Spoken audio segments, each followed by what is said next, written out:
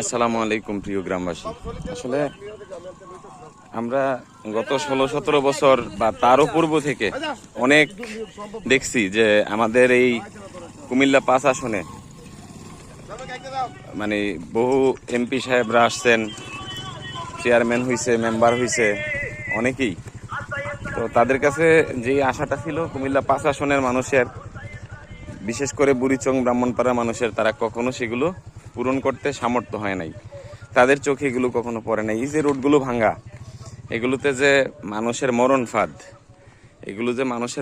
এগুলো বিষয়ে তাদের কোনো নজরদারি ছিল না। এই জায়গাটাতে কিছুদিন পূর্বে মানুষ মারা গেছে। তো এই বিষয়গুলো তাদের চোখে কখনোই পড়তো না। তারা এমপি হইছে, তারা অনেক ক্ষমতাধর ছিল, তারা কেউই অত্র অঞ্চলের জনসেবামূলক জনবান্ধব কোনো কার্যক্রমের সাথে জড়িত ছিল না। তারা সবসময় নিজেদের পকেট ভারী করার চিন্তায় ব্যস্ত ছিল। তো এগুলো এখন অত্র অঞ্চলের যারা নেতৃত্ব দেয় তাদের চোখে আঙ্গুল দিয়ে দেখানো হলো যে মানুষ ইচ্ছা করলেই অসম্ভব কোনো কিছু না। মানুষ চাইলেই এই ভালো কাজগুলো করে মানব সেবা করা সম্ভব। নির্বাচনের সময় দেখা যাবে তাদের দৌড়াদৌড়ি, হাতে ধরবে, পায়ে ধরবে। নির্বাচন শেষ হলে আবার সেই দুর্দশায় জনগণ ব্যতিব্যস্ত হয়ে পড়বে। দুর্দশা মানে সারা জীবনই দুর্দশা থেকে যাবে।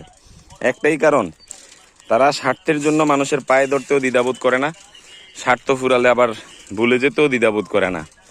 এই জন্য তাদের চোখে আঙ্গুল দিয়ে এই কাজগুলো করে দেখাই দিলাম যে নাথিং ইজ ইম্পসিবল। তো আপনারা আগামীতে যারাই এই 5 আসনে নির্বাচন করবে, যারা এই 5 আসনের নেতা হইতে আসবে, তাদেরকে জিজ্ঞেস করবেন এই এলাকার রাস্তাঘাটগুলোর কাজ আপনি করলেন না কেন, জনসেবামূলক কোনো কাজে আপনাকে পাইলাম না কেন। এই প্রশ্নগুলো তাদেরকে করবেন।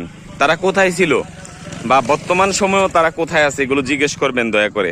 1000 টাকার নোটের কাছে নিজের পবিত্র ভোটটাকে বিক্রি করবেন না, এটা দাবি থাকলো কুমিল্লা 5 আসনের প্রত্যেকটা মানুষের কাছে। আপনারা তো বহুবার দেখছেন, বহু এমপি মন্ত্রী তারা আমাদের রাস্তাঘাট একদম 4 তালা করে দিছে। হ্যাঁ, এগুলো মাথায় রাখতে হবে যে স্বদেশের উপকারে নেই যার মন, কে বলে মানুষ তারে পশু সেই জন।